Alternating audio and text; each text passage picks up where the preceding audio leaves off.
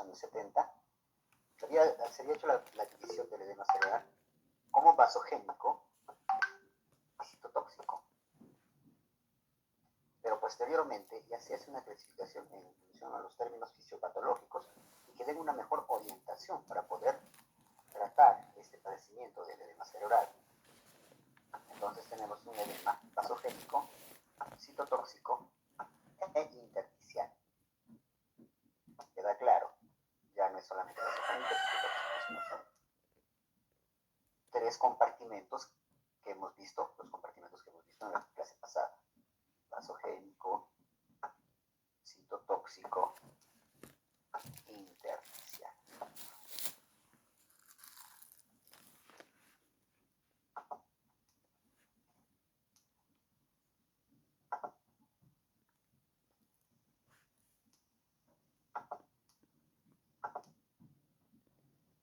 Entonces, vamos a hablar del edema vasogénico en términos generales para que puedan ustedes ver.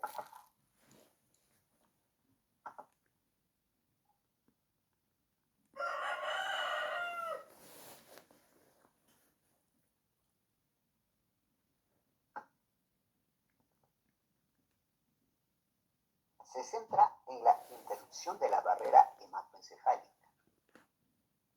¿Okay? Estamos hablando, si hablamos de vasogénico, estamos hablando de vaso sanguíneo, ¿cierto? Entonces, al haber una interrupción de la barrera hematoencefálica, va a permitir el incremento de la permeabilidad y de una u otra manera escape de los fluidos del espacio intravascular al espacio extracelular. ¿Queda claro? Ejemplos de ese tipo tenemos a los siguientes edemas, ¿no? Podrían ser por problemas cerebrales de carácter tumoral, es decir, tumores cerebrales, y lesiones inflamatorias. ¿Recuerdan el esquema que hice? Vaso sanguíneo,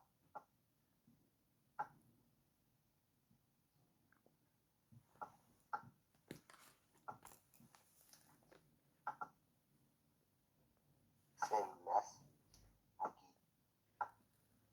las que van recubriendo la pared vascular. ¿Qué células dije que eran estas? Jóvenes. Recuerden, por favor, que me ayudan.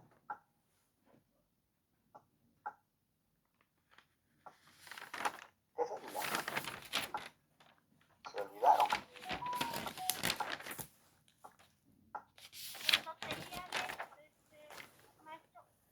Muy bien, gracias. Excelente.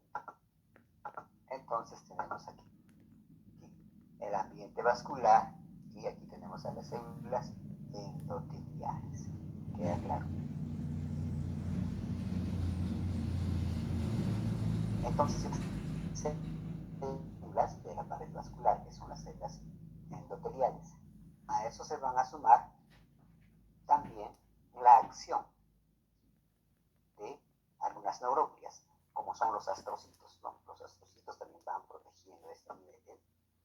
Hay células astrocíticas que van protegiendo este nivel. ¿Se dan cuenta? Entonces ellos forman la barrera hematoencefálica.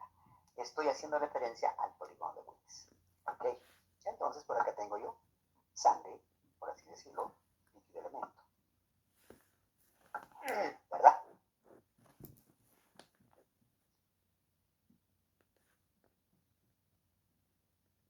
Es líquido. Nos dice la interrupción de la barrera hematoencefálica. Hay una alteración de esta barrera hematoencefálica. ¿Y qué va a hacer? Lo que va a permitir el incremento de la permeabilidad y el escape del fluido de este espacio intravascular hacia el espacio extracelular. ¿Quedó claro? Entonces acá hacia aquí hay una salida, hay extravasación de líquidos, ¿verdad? Al espacio extracelular. En eso consiste el edema vasogénico. Este tipo de edemas los podemos encontrar en tumoraciones cerebrales, van a ocasionarnos esto, y lesiones también de carácter inflamatorio a nivel vascular.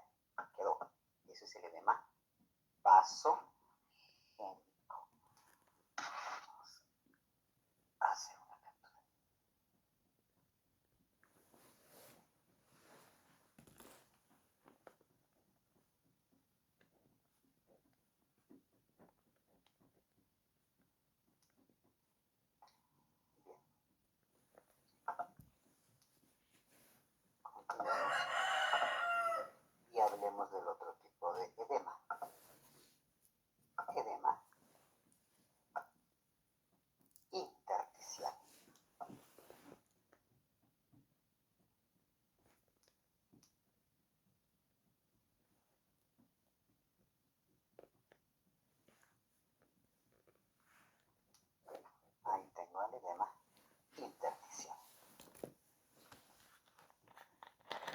Nos dice que se presenta como resultado del incremento del flujo transependimario de los compartimentos interventriculares, ¿verdad?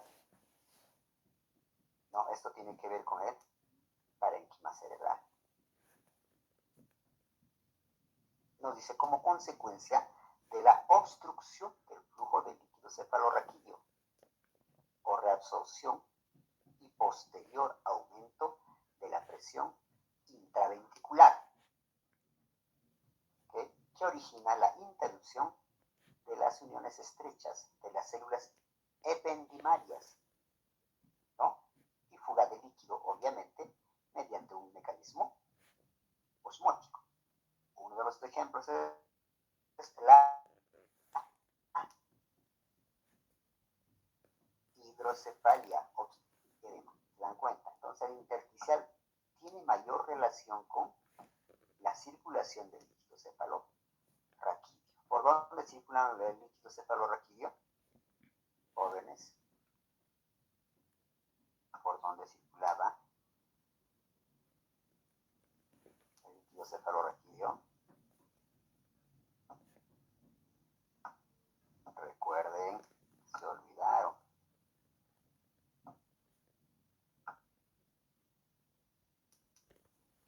Maestro, por los agujeros, el ventrículo y los agujeros, ¿no?, de Monro, de Silvo, de Magendie. Ok, excelente. Llegar hasta la médula espinal. Ok, entonces la circulación es a través del espacio subaracnoideo, ¿cierto? Pero como menciona su compañera, va a nacer esta circulación por los ventrículos cerebrales, ¿no? Ventrículos laterales, tercer ventrículo, cuarto ventrículo. Acueducto de Silvio, acueducto de Delushka, Magendie, y el conducto de Monro, agujero de Monro. Recuerda. Entonces eso es lo que nos está diciendo, ¿no? Pero acá hay algo que nos menciona, ¿no? Nos dice, resultado del incremento del flujo transependimario. Quiere decir que va a afectar a las células ependimarias. ¿Y dónde se encontraban esas células ependimarias? Manifesté. ¿Dónde se encuentran las células ependimarias? Las estoy esquematizando.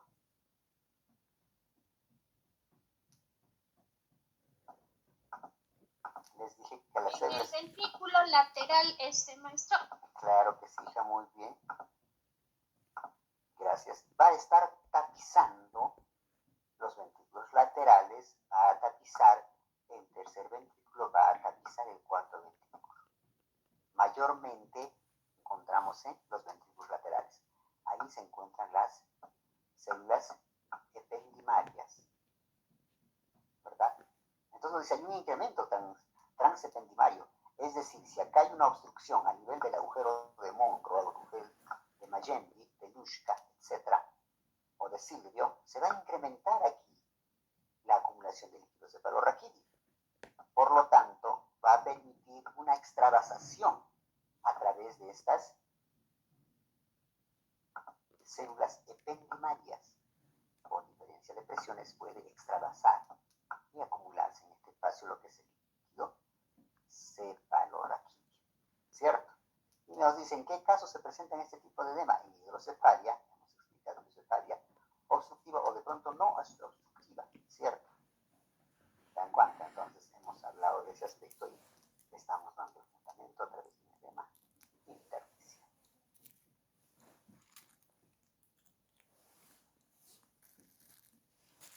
Maestro, ¿puede volver a explicar sobre cómo se produce el edema ya? Por favor. Ok.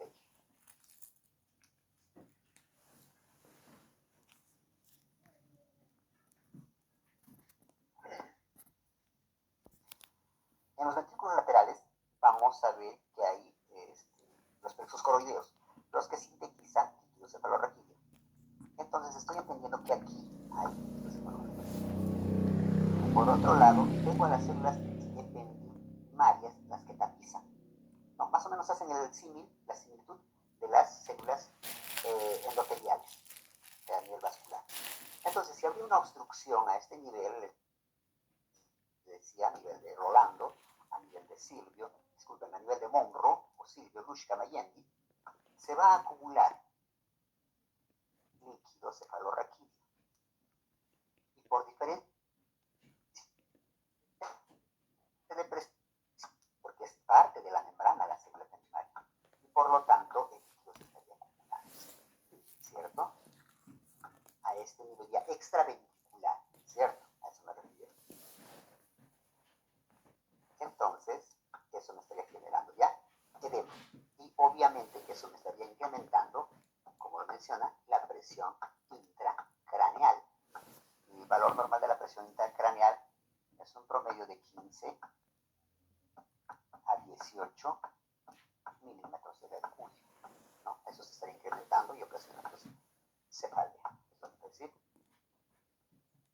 dolor de cabeza.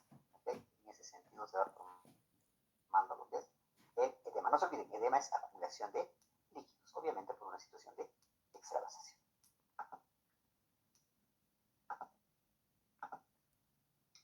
Vamos ahora con el edema citotóxico. Tengo aquí el edema citotóxico. También es conocido como el edema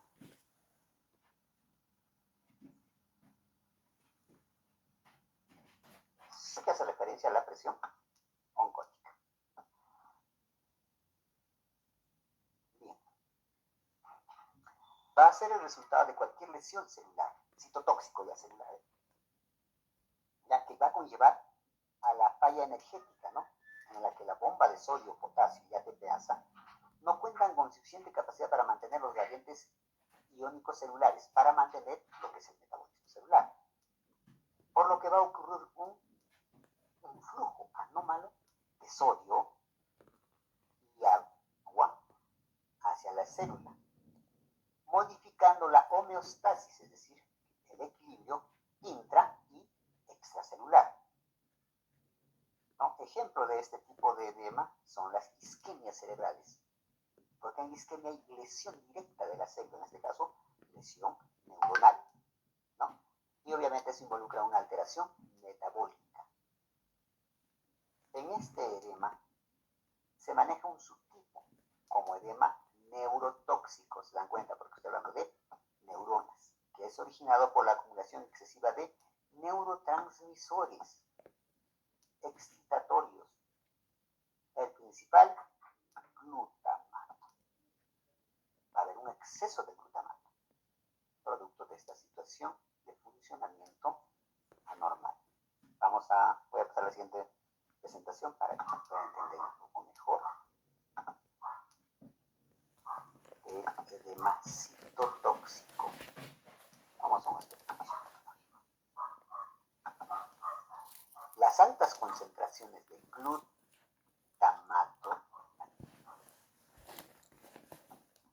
van a estar originadas, ¿sí?, por la disminución del ATP, es decir, de energía, ¿no?, disponibles en nuestro organismo, debido a que hay una inhibición de la recaptura de por los astrocitos, ¿no? Entonces, ¿qué va a pasar con esto? Van a activar a los receptores N-metil de aspartato, es decir, NMDA. ¿Qué más? Al ácido amino 3 hidróxilo, 5-metil-4 isoaxol propinoico, el ANPA. ¿Okay? ¿Qué más? El cainato y los metabotrópicos también se van a alterar. La alteración de todos estos receptores va a causar la apertura de ¿qué? De los canales de calcio, sodio, potasio, lo que va a permitir mayor influjo de iones hacia la neurona. El calcio que ingresa hacia las células va a estimular a la mayor liberación de calcio de manera intracelular, ¿no?, actuando a través de una proteína que es el inositol trifosfato. Y obviamente también tiene participación en los receptores de cianotina, ¿no?, permitiendo su circulación desde el retículo endoplásmico, no sarcoplásmico, sino es responsable de inhibir la síntesis de proteínas, es decir, va a inhibir la acción de los ribosomas, ¿no? Y va a activar a señales apoptósicas. ¿Qué quiere decir? La apoptosis es una muerte celular programada, ¿no? Va degenerándose de a pocos la función celular, al final para llegar a una situación de isquemia, ¿no? Por otro lado, podemos mencionar también que va a atravesar a la membrana mitocondrial para causar desregulación enzimática. ¿A nivel de qué? A nivel de las cisternas mitocondriales. En este caso, ¿qué va a pasar? Va a haber alteración de qué? De las fosfolipasas mitocondriales. Entendamos que las fosfolipasas van a ser las encargadas de catalizar o biocatalizar a los fosfolípidos, ¿cierto? Y de esa manera van a hacer lisis de estos fosfolípidos, ¿no? Mitocondriales, generando más radicales libres y apoptosis, es decir, muerte celular programada. ¿Queda claro? Entonces va en esa situación lo que es una situación citotóxica. Aquí hago el esquema.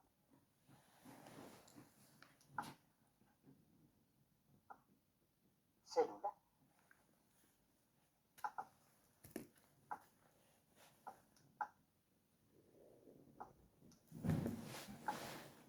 proteínas integrales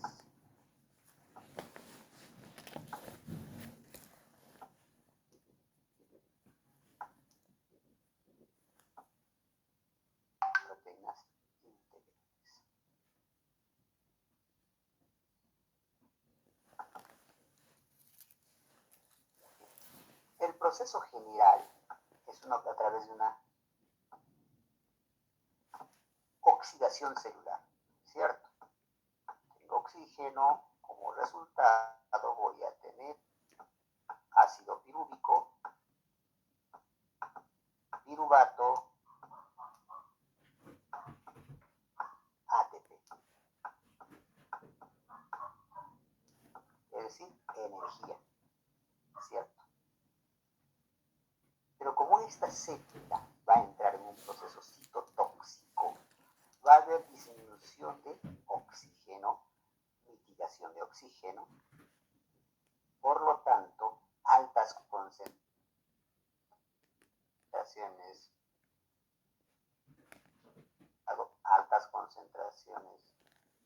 de ácido láctico.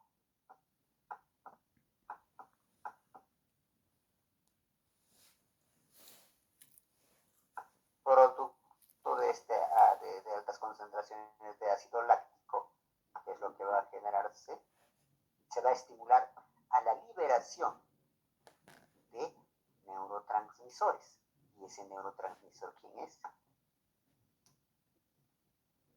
Glutamato. ¿Queda claro? Entonces, es lo que va a suceder. ¿Pero por qué? Por la disminución de eficiencia del aporte de oxígeno para generar ATP. Por eso desde acá empiezo ya con glutamato. Ok, y este glutamato, ¿qué es lo que va a hacer? Va a generar todo este proceso citotóxico del cual estamos hablando. Va a activar a varias enzimas, ¿ya? Para que puedan entenderlo mejor. Hay varias enzimas y varias proteínas las cuales van a ser activadas. ¿Ok? El detalle es que va a haber grandes concentraciones de iones de calcio, ¿ya? Porque se ha aperturado a estas proteínas integrales, ¿para qué? Para que puedan ingresar grandes cantidades de iones de calcio. Eso es lo que está sucediendo. ¿Ya? Acá tenemos grandes concentraciones de iones de calcio.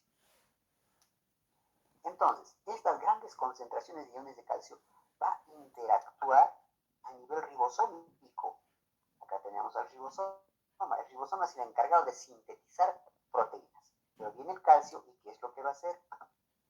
Va a impedir esa síntesis de proteínas. ¿Ya? Estamos viendo. Impide la síntesis de proteínas.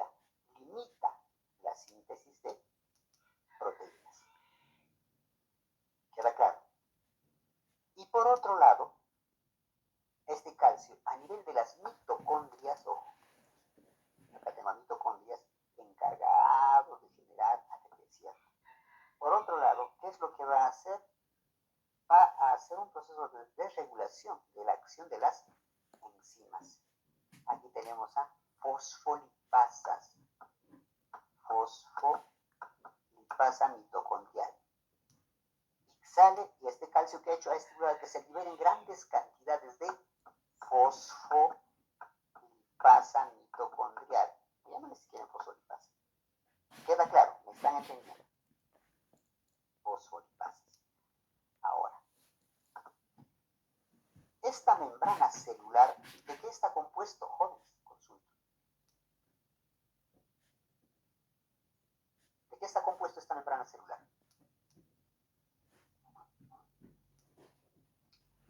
A ver. ¿O de qué está? Por la capa fosfolipídica. Perfecto, mire ya. Fosfolípidos. Ya, está formado por fosfolípidos. Muy bien. ¿Algo más? ¿Qué más está? ¿Qué más conforma esta estructura? Ya tenemos a fosfolípidos. ¿Qué más? ¿Qué más hay acá?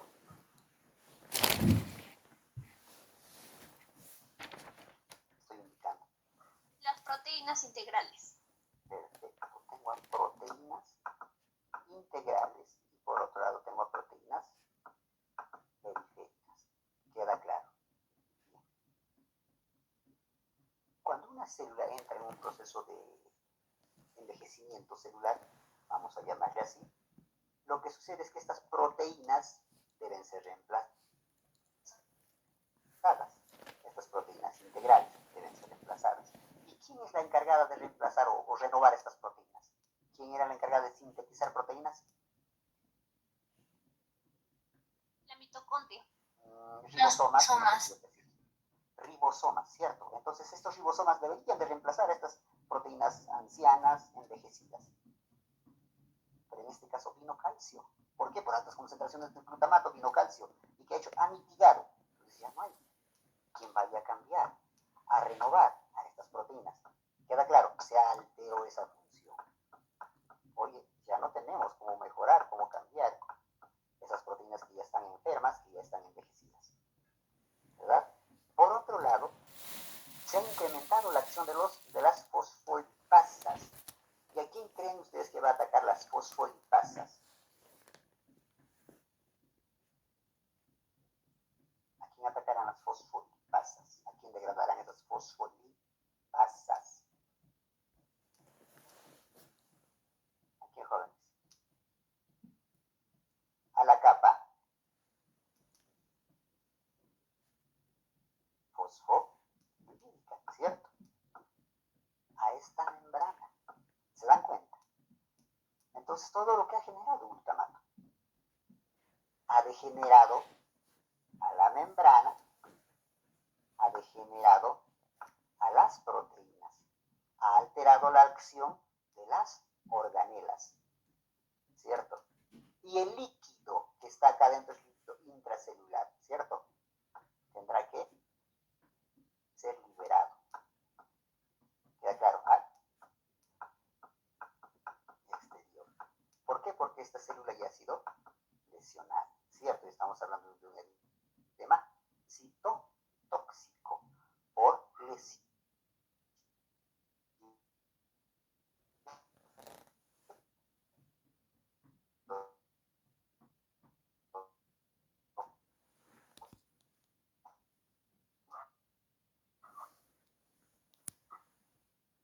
Edema citotóxico, hemos hablado de edema intersticial y de edema vasogénico.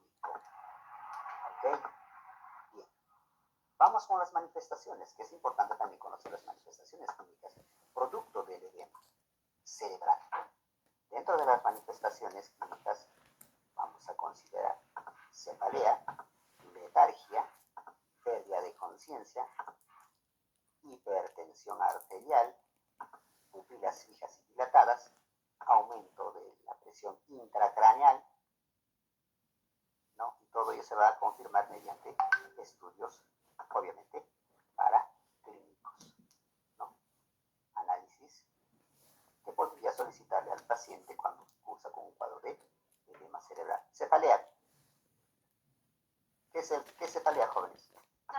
cabeza. Ok, muy bien. Cefalea es el dolor de cabeza. Dolor de cabeza. Eso es cefalea. ¿Por qué? Porque se está estimulando el centro del dolor a nivel del tálamo óptico, ¿no? De manera directa. Y va a haber cefalea. ¿Qué es letargia? Jóvenes. El paciente está letárgico. ¿Cómo? No escuché, me repites, letargia. Le decimos que el paciente está letárgico. Fatiga, maestro. La disminución de energía. Disminución de la energía. A ver, nos quedamos con una definición de la letargia.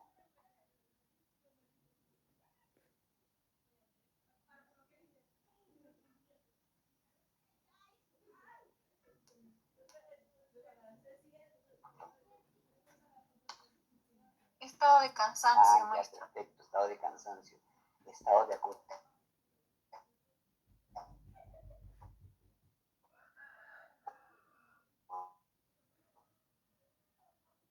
agotamiento, pero es letárgico. ¿Por qué? Porque este paciente está cursando con un cuadro de edema cerebral, ¿verdad? Entonces los centros atencionales, las redes neuronales de los centros atencionales están siendo presionados por ese edema cerebral. Entonces nos lleva a cuadros de letargia, ¿no? Al igual acá, cefalea, en la cefalea, hay edema cerebral, se incrementó la presión intracraneal y hay dolor. ¿Por qué? Producto del edema. Estas manifestaciones son producto de edema, no se olvide bien. Pérdida de conciencia, ¿nos puede llevar a la pérdida de conciencia? Claro, si evaluamos con la escala de Glasgow, seguramente que la han visto en patología, escala de Glasgow que nos va a medir la acción ocular o respuesta motora y respuesta verbal. A través de esta escala de Glasgow podemos determinar, ¿no?, si el paciente está con alteraciones de su nivel de conciencia, ¿no? Para determinar el último craneoencefálico, ¿no?, de carácter leve, moderado o severo. ¿Puede llegar a un estado de pérdida de conciencia? Claro que sí. El nivel de consciente, cuando uno está consciente, quiere decir que está en contacto con su entorno. Está lúcido, orientado en tiempo, espacio y persona. ¿No? Cuando uno está consciente. Si se va alterando estos patrones, uno puede entrar en un estado de inconsciencia, ¿no? Por eso también dice pérdida de la conciencia. Claro, si las redes neuronales que nos ayudan a estar lúcidos, orientados en tiempo, espacio y persona están siendo alterados por esta situación de edema cerebral, pues puede llevarnos a un nivel de pérdida de conciencia. ¿Okay? Hipertensión arterial. Va a cursar con un cuadro de hipertensión arterial. No hipertensión arterial, porque estaría hablando de una presión intracraneal, no hipertensión arterial cerebral, sino una hipertensión arterial, por así decirlo, periférica, no central.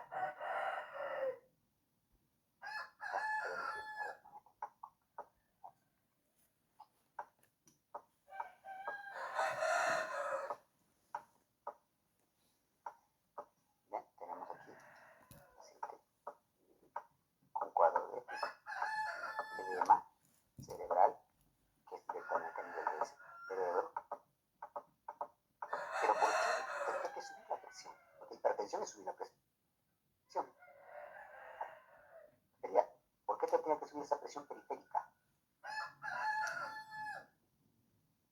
Porque la presión arterial periférica, por una situación de mecanismo compensatorio. Pero ¿para qué se quiere este mecanismo compensatorio?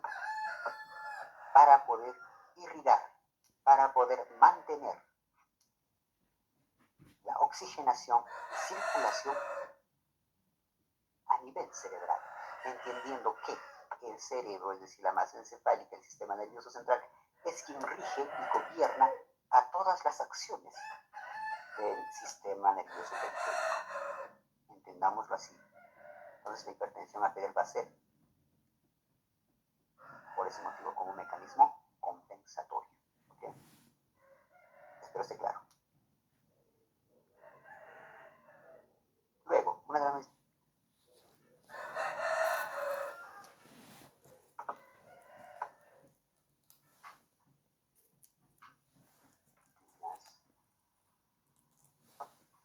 hace una evaluación pupilar,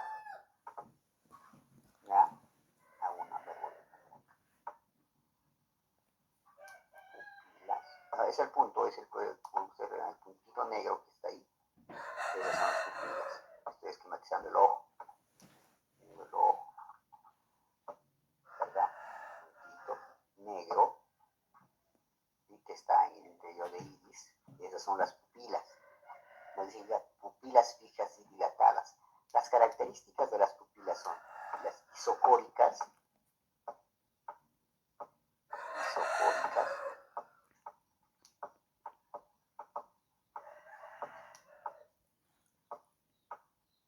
pupilas anisocóricas,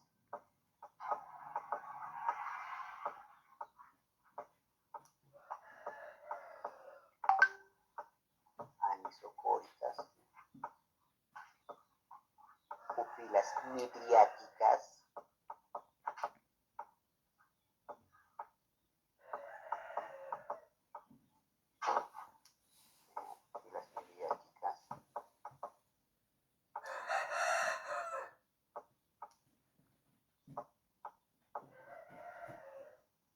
pupilas mióticas,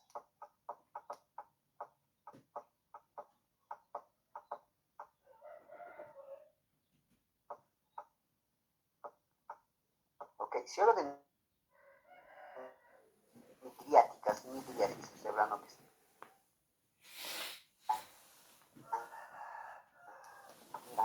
contraídas, ya claro, entonces acá estamos visualizando que los pacientes con edema cursan con pupilas fijas y dilatadas, es decir, están midriáticas y están fijas. Para ver esa situación, si son fijas o no son fijas, vamos a ver pupilas fotorreactivas, es decir, reaccionan a la luz,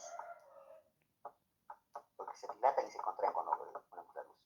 Fotorreactivas,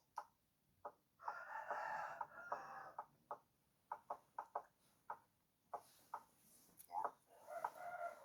Y pupilas areactivas.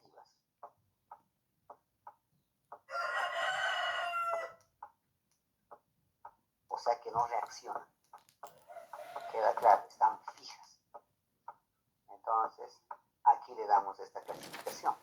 Pupilas fijas y dilatadas, es decir, pupilas areactivas que no reaccionan frente a la luz y se encuentran midriáticas, es decir, dilatadas, ¿cierto? Entonces, en ese contexto nosotros estamos viendo que los pacientes con edema van a tornarse así. ¿Por qué? Porque obviamente que el edema va a alterar al nervio óptico, ¿verdad? Entonces, como resultado de ese patrón de comportamiento de las pupilas. ¿Qué más vamos a encontrar? Aumento de la presión intracraneal. Les dije, valores normales entre 15 a 18 milímetros de mercurio. Eso es lo normal. Sobre ello estamos hablando de incremento de la presión intracraneal. ¿Okay? Todo esto mediante estudios. Pues hay que confirmarlos. ¿No? ¿Por qué? Porque podemos hacer ya imaginología. Hacemos estudios de imágenes y obviamente que vamos a encontrar, ¿no? Si es un edema producto de un hematoma subdural, epidural, o una obstrucción de agujero de Monro, de Lushko, o de pronto es vasogénico, citotóxico, ¿verdad? De ese tipo de edema. ¿Ok? Entonces vamos por ahí con el cuadro.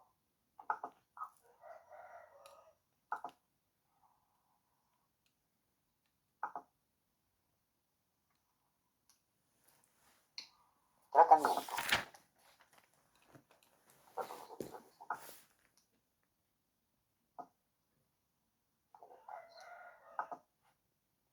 Dentro del tratamiento vamos a tener las medidas generales.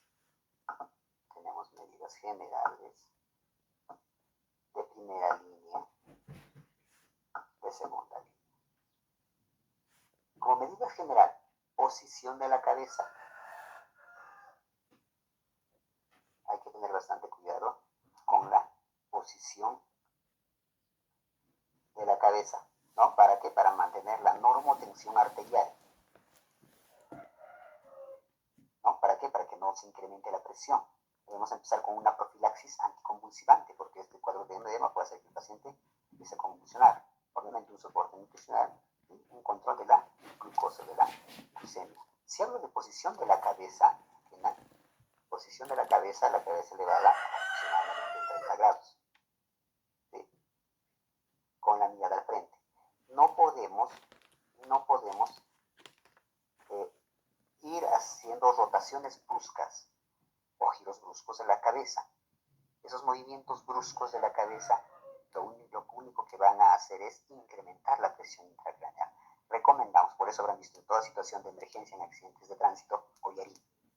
Entonces, como medidas generales, collarín. ¿Para qué? Para mantener la estabilidad de las vértebras cervicales, ¿no? Entonces, lo primero que hacemos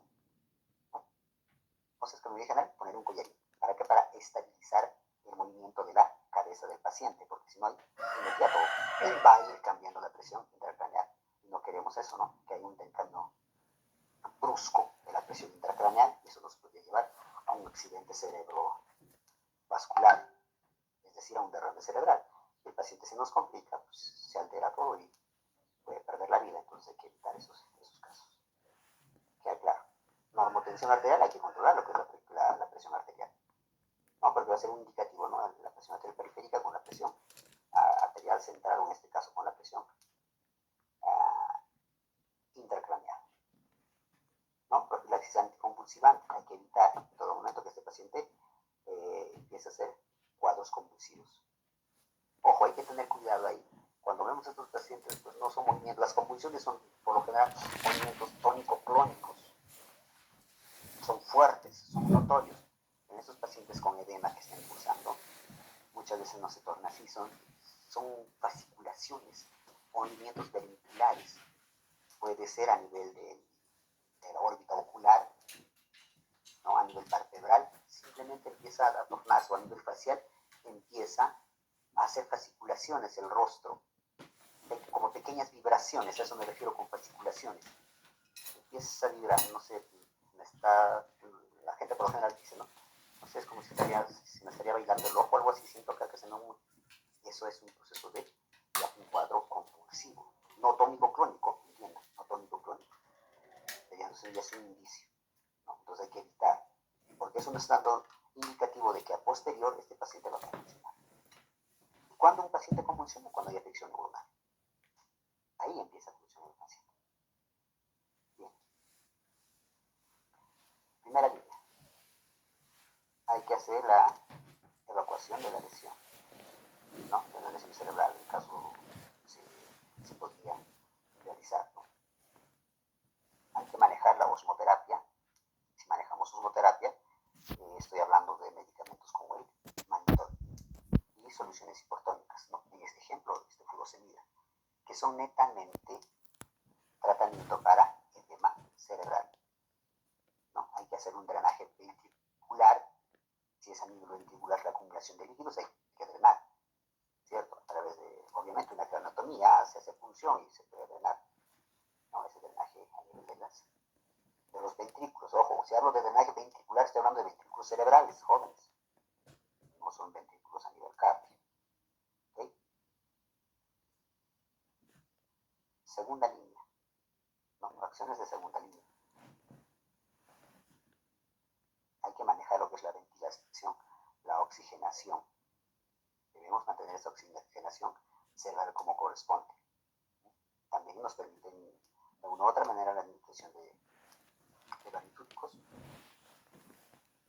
Hay que tener el control de temperatura, porque debemos evitar en todo momento el patrón hipotérmico. ¿Okay?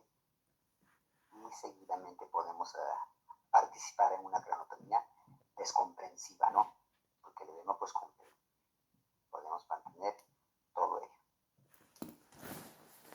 Como sugerencia, mantener la presión intracraneal menor de 20 milímetros de mercurio. Eso es lo que debemos de también manejar, esta información. Pero ¿cómo vamos a manejar? ¿Cómo vamos a mantener esa presión intracraneal menos de 20 milímetros de mercurio? Manejando medicamentos que puedan de una otra manera descomprimir esa situación edematosa. Ya, claro. Bien, eso va como tratamiento, pero vamos a entrar ahorita nosotros a tratamientos netamente específicos.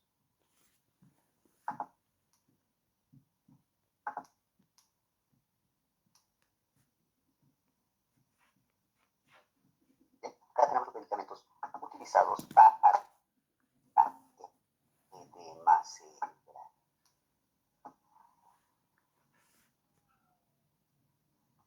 Ok, tenemos a dexametasona.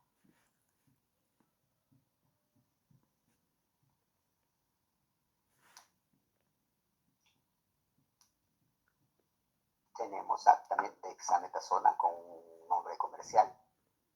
Ok. Tenemos al fortecortin, el comercial. Estoy hablando de quién, de furosemida. Estoy hablando, acá tengo furosemida, que puedo manejar también como es manitol. Tenemos a metilprednisona. Tengo de otra manera también tengo a dexametasona. Acá vemos a los nombres comerciales y a los nombres genéricos, por eso va en esta situación. Lo que siempre vamos a utilizar es dexametasona, furosemida, manitol, metilprednisona o metilprednisolol. Esos son los medicamentos que descomprimen o disminuyen el edema cerebral.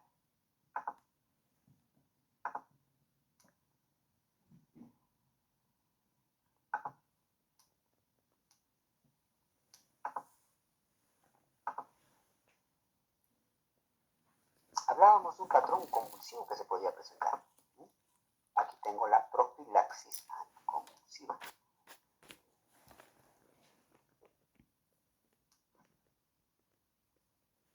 Bien, tengo aquí la administración de anticonvulsivantes, en este caso predominantemente fenitoína, la voy a utilizar como profilaxis, ¿ya? Por un periodo aproximado de 1 a 2 semanas. ¿Para qué? Para reducir el riesgo de convulsión temprana en pacientes con edema cerebral. ¿No? Este edema puede ser secundario a traumatismo cráneoencefálico, es decir, secundario a un TEC. Su administración se centra en que las crisis convulsivas originan mayor aumento del flujo sanguíneo cerebral, ¿no? Y mayor aumento del metabolismo cerebral, por lo que aumenta el edema. Es decir, si yo voy a aumentar el metabolismo cerebral producto de una crisis convulsiva, estaré incrementando la liberación de glutamato, ¿cierto? Y yo al incrementar la liberación y secreción de glutamato, ¿qué estoy generando? Estoy generando un edema citotóxico, ¿no? De pronto este producto del traumatismo craneoencefálico era un edema vasogénico, un edema extracelular. Pero si se presenta esa crisis convulsiva y hay alteración de los patrones metabólicos a nivel cerebral, voy a hacer que se incremente la presencia y liberación de glutamato, empeorando el cuadro del paciente, conllevándolo a un edema citotóxico. Por eso es importante la profilaxis anticonvulsiva, es decir, por eso es importante utilizar fenitoína para evitar esos cuadros convulsivos.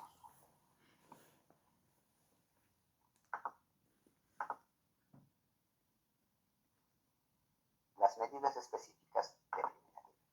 Tengo lo que es la osmoterapia.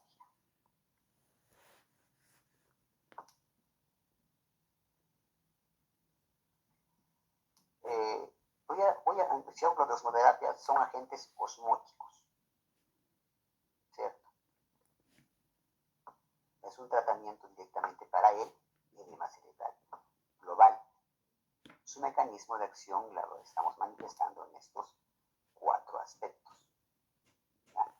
Lo que hace es generar un gradiente osmótico entre el espacio vascular y el espacio intersticial.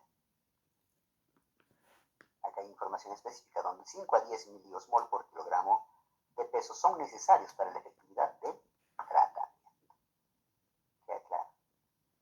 Pero nos interesa saber que genera un gradiente osmótico entre el espacio vascular y el intersticial. ¿Queda claro? Siguiente acción.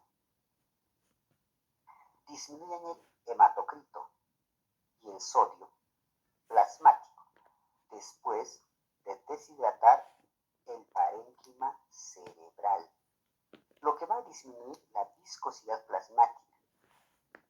¿Queda claro? ¿No? Lo que va a hacer aumentar la presión arterial y la presión de perfusión cerebral.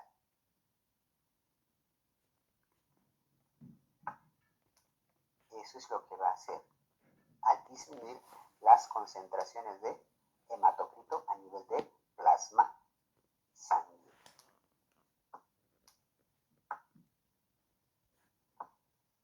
Otra de las acciones que se le atribuye a la osmoterapia, ¿no? Ejerce una acción diurética, ¿no? En la cual disminuye el volumen circulante y disminuye obviamente la presión venosa central, ¿no?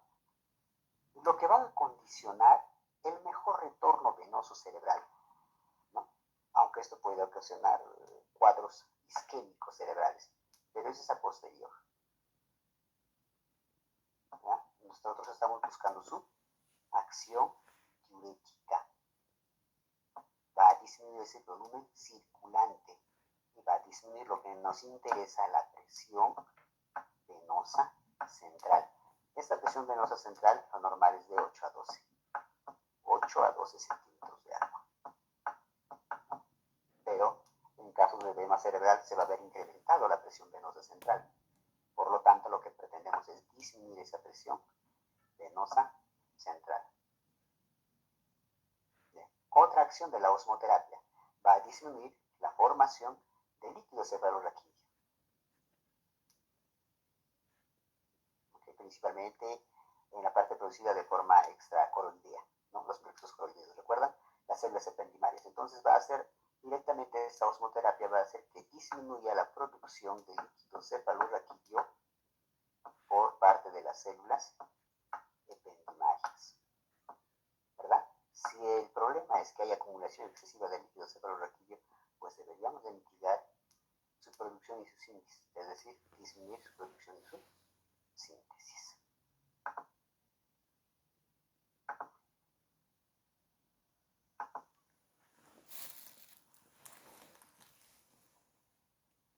Bien, aquí tenemos el medicamento más utilizado, al mannitol, que debemos mencionar.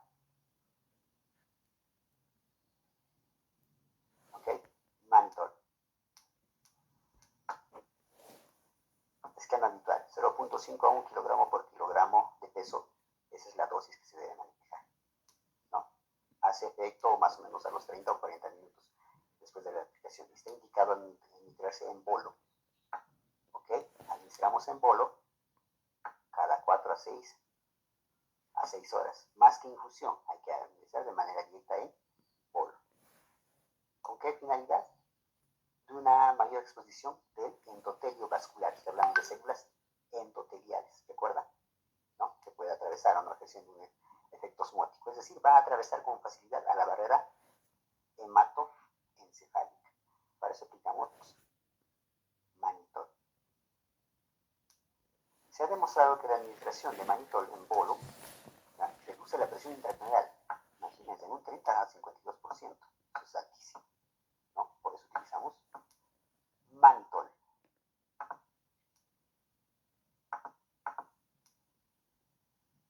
Precauciones.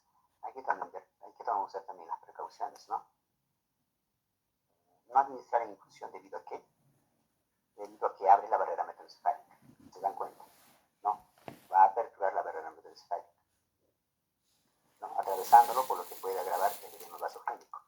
Puede darnos como complicación edema vasogénico. En bolo no ejerce esa acción, como lo hemos mencionado. Pero si es infusión, sí. Evita la combinación, ojo, ¿no? La combinación con corticoides esteroideos y fenitoína. Hay que evitar condición porque se precipita y no va a ejercer su acción. Si hay altas concentraciones de mannitol, si administramos altas concentraciones de mannitol, nos puede llevar a un cuadro, ¿no?, de insuficiencia renal aguda.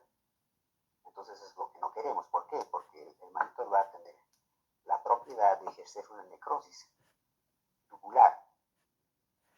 Entonces no queremos eso, ¿no? Que claro, dosis altas, ¿qué? Daño renal, si quieren le ponen así, pues ya están entendiendo, ¿no? Dosis altas, daño renal. Combinar con otros medicamentos como fenitoína, otros corticoides esteroideos, ¿qué hace? Se precipitan, no ejerce su acción. Si yo administro en infusión, ¿por qué le administras en polvo y no le das en infusión? Porque si lo doy en infusión, corro el riesgo de que altere la barrera hematoencefálica. Y si hay una barrera, se apertura esta barrera hematoencefálica, puede conllevar a un edema vasogénico. Es edema de los vasos sanguíneos. ¿Ok? Entiendan en ese sentido, jóvenes. Furosemida. ¿Recuerdan? Hemos hablado, ¿no? Mannitol, furosemida.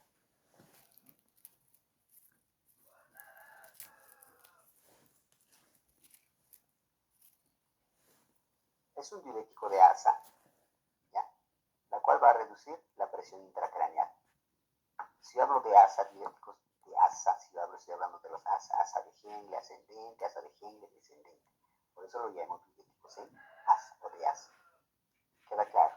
Ya, va a reducir la presión intracraneal porque va a disminuir el edema cerebral, ¿no? Al aumentar la tonicidad sérica y lentificar la producción de líquido cefalorraquídeo. ¿Están entendiendo? ¿No? Disminuye la producción de líquido cefalorraquídeo. ¿Por parte de quién? Habíamos dicho por parte de las células ependimarias y por parte de los plexos correnteos. ¿Ok?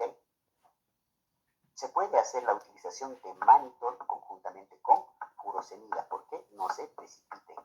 No se precipitan y ejercen una mayor acción para disminuir el edema cerebral.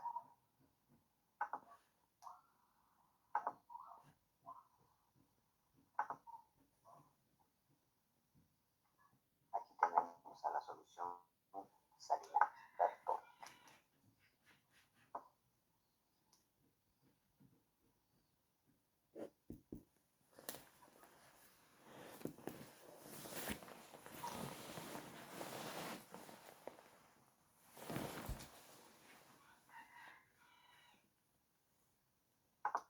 Bien, se habla de una solución salina hipertónica. ¿Qué es lo que va a hacer? Va a crear un gradiente osmótico, ¿ya?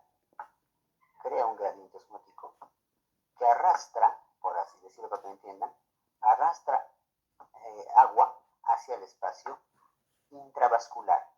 Queda claro, porque el edema era extra, lo estoy llevando al intravascular. ¿Ya? Por otro lado, favorece en la vasoconstricción venosa. ¿Ok? Origina vasoconstricción venosa, ¿no? Que va a ser esta producida a nivel pulmonar y una vasodilatación precapilar. ¿Para qué? Para de esta manera liberar el líquido excedente que está generándonos edema. Permite una mejor función de la bomba de sodio-potasio al disminuir el volumen intersticial. ¿Okay? Entonces, esa es la acción de los medicamentos para disminuir un edema cerebral.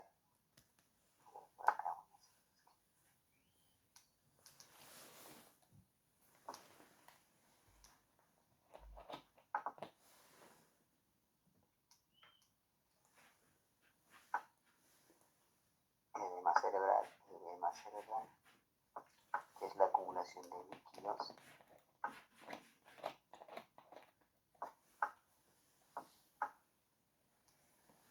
ellos van a comprimir a las redes neuronales. esta acumulación de líquido comprime a las redes neuronales y este cerebro no lleva a cabo la función que le corresponde como debe ser debido a esta acumulación de líquidos, ¿cierto? Y lo que debemos hacer es drenar este líquido, retirar este líquido. Ok, y para retirar este líquido, ¿qué es lo que hacemos? Tenemos a estos medicamentos, como es manitol, como es furosemida, que son los más potentes, que son los más fuertes, ¿no? ¿Para qué? Para disminuir este acúmulo de líquido, ¿ok? Si no fuera posible el manejo del edema cerebral con solamente medicamentos diuréticos osmóticos, como hemos visto, diuréticos en asa, como estamos viendo, ¿sí? Se sugiere realizar también un drenaje de manera directa, un drenaje de forma directa. Pero ¿cómo se lleva a cabo ese drenaje de forma directa? A través de procesos de intervención quirúrgica como es una craneotomía. Por ejemplo, si hablamos de un edema ocasionado por obstrucción de la circulación del líquido cefalorraquídeo, hay que hacer un drenaje a través de una derivación peritoneal, ¿no? Por lo general eso se hace en los niños. Se va haciendo una derivación peritoneal, va al peritoneo, es a través de una válvula de succión, válvula de expulsión, que va a favorecer la liberación de ese edema. ¿Okay?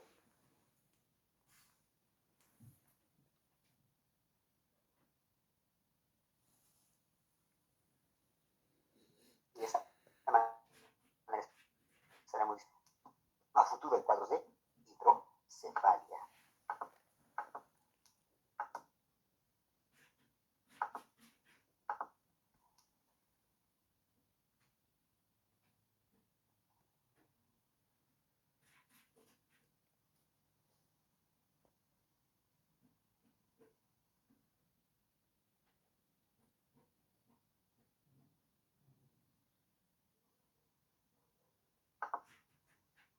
Entonces, tenemos a un edema vasogénico, tenemos a un edema citotóxico y tenemos a un edema intersticial. Dependiendo el patrón clínico, vamos a tener que utilizar los diferentes medicamentos.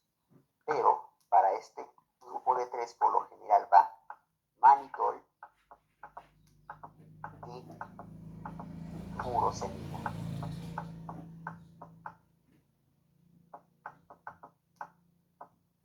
¿Queda claro? Y si nosotros hacemos estudios de resonancia magnética y ubicamos específicamente en dónde está ubicado la acumulación de líquidos, se puede hacer un drenaje, ¿cierto? Que vamos a ayudar con esa situación de drenaje. Ahora pues hay distintos tipos de drenaje, ¿no? Los cuales podemos utilizar del Kerr, de Penrose, etc. para poder evacuar toda esta situación edematosa, obviamente a través de una intervención quirúrgica como es una craneotomía.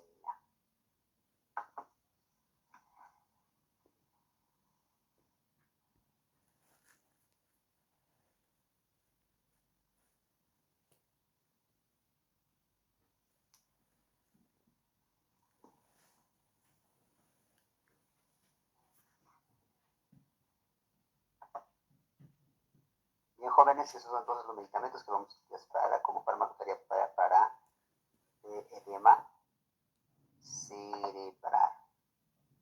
Voy a compartir este material con la señorita delegada en su